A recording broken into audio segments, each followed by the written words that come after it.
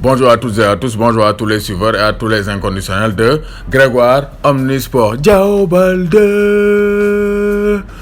Baldé Diao Baldé maa ngi doon def ci moom vidéo ne Diao Baldé aura comme occasion pour relancer sa carrière la CAN 2019 mais Diao Baldé déjà en cette fin de saison waaye na ne donc il va venir en forme durant la CAN 2019 donc Diao Baldé Keita kenn du naatable ne c'est un joueur de grand talent joueur Modou Dieng borom Italie joueur Abdou Aziz Ndaw donc Diao Baldé Keita c'est un joueur de grand talent te tey wane na ko Spalletti donc dañoo nul 0 but partout avec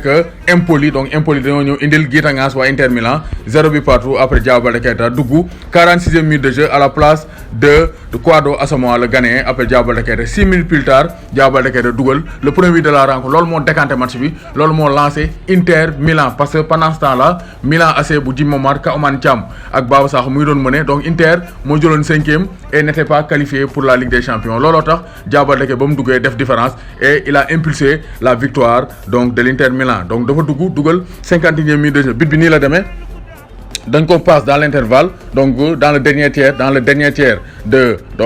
Empoli donc dañ ko passe Diao Baldé Keita contrôler balle bi Icardi def appel sur le côté gauche daw yóbbaale défenseurs yi Diao Baldé pousse gauche bi poussaat tëgg croisé donc jël VDN bi dévié donc Diao Baldé xuusaat ak pied droit bi après mu door croisé comme but bi mu dugaloon face au Madagascar mais bi c'était un peu plus excentré du côté droit donc Diao Baldé Keita c'est un joueur de très très grand talent boo gisee kii si ni mu feesee noonu nga xam ne Diao Baldé Keita il est physique moo tax bu dóoree góol du ko jàpp moo tax dafa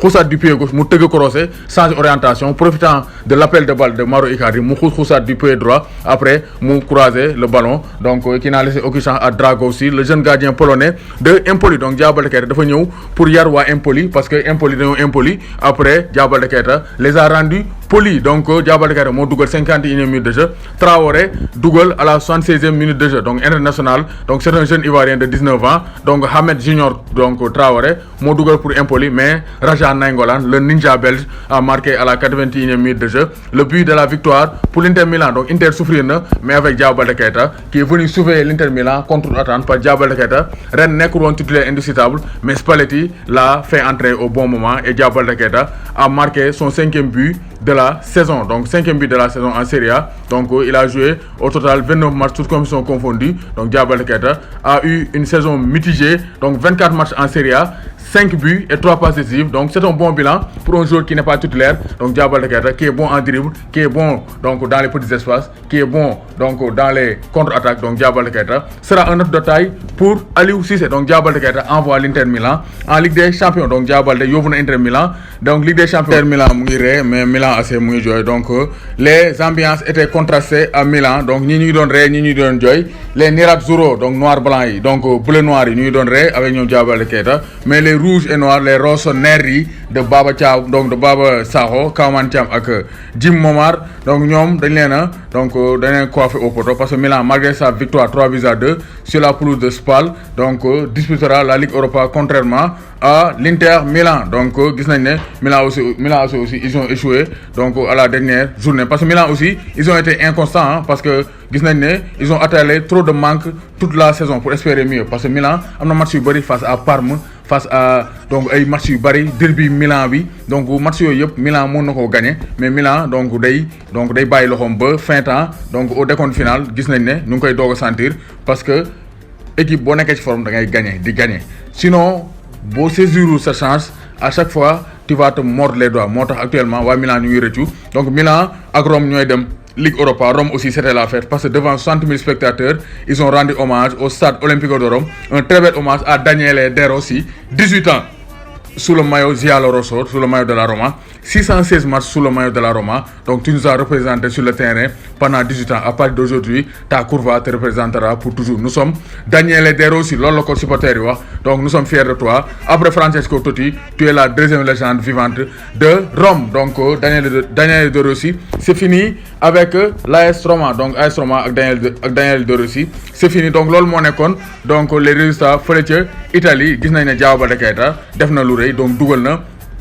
Inter ak Atlanta ñoo qualifié Ligue des Champions avec le Napoli et la Juventus de Turin Roma ak Milan AC ñooy dem fële ca Ligue Europa donc gis nañ ne fële ca Turquie aussi amoon na ay Lions yu doon jogante à distance donc Bursaspor ak Diafara Sakho Henri Saivet ak Stéphane Badji ñoo doon jouer le maintien avec Göztepe pour Lamine Gassama. Donc Göztepe dafa dóor Ankara Gucci 2-1 donc avec Lamine Gassama titulaire sur le flanc droit de la défense. Donc Lamine Gassama est maintenu en première division. Donc Bursaspor malgré sa victoire 2-1 avec un carton rouge de Diafara Sakho, Bursaspor wàcc na deuxième division. Donc Bursaspor 16e, Erzurumspor donc 17e ak Akhisar Belediyespor ñoom ñooy wàcc deuxième division Turquie. Donc Gassama donc de justesse rawee na 1 point 38 points pour Gassama Göztepe et donc Bursaspor bu ñoom Henri Saivet 37 points. Donc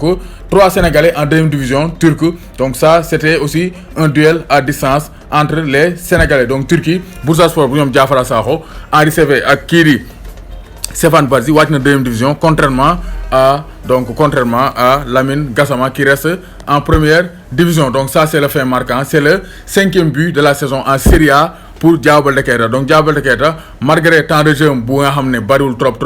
Diao Baldé Keita vraiment il a fait une belle saison donc avec l'Inter Milan. Je pense que waa Inter avec l'arrivée d'Antonio Conte ils vont revoir donc la clause de Diao Baldé Keita parce que Antonio Conte il est attendu cette semaine donc à Milan parce que Spalletti day dem donc Antonio Conte moo koy suppléer. Donc je pense que donc Diao Baldé Keita am na ay chance pour des Inter Milan parce que kii di Antonio Conte waxoon na ko benn jour mu ne j'aimerais jouer avec des joueurs comme Diao Baldé Keita. Donc il y a de fortes chances aussi Diao Baldé Keita des Inter Milan donc avec Antonio Conte. Donc c'est clair que y aura de la chance, donc il y aura des chances pour que Diao Baldé Keita des fële ca Inter Milan. Donc Teungueth FC dafa dóor UGB en finale donc en demi-finale de la Coupe du Sénégal. Donc UGB les étudiants qui avaient éliminé donc UGB ñoom ñoo éliminé woon Génération Foot donc infligeant à Génération Foot sa première défaite de la saison, mais Teungueth FC ñoo leen dóor 1-0. Donc ça c'est la fin de l'aventure pour les étudiants de l'UGB, donc l'équipe de Mame Malick Camara. Donc loolu laa leen indiloon dans ce dimanche des Lions du Sénégal avec comme fait marquant le but de Diao Baldé Keita et l'Inter Milan qui se qualifie pour la Ligue des Champions. Diao Baldé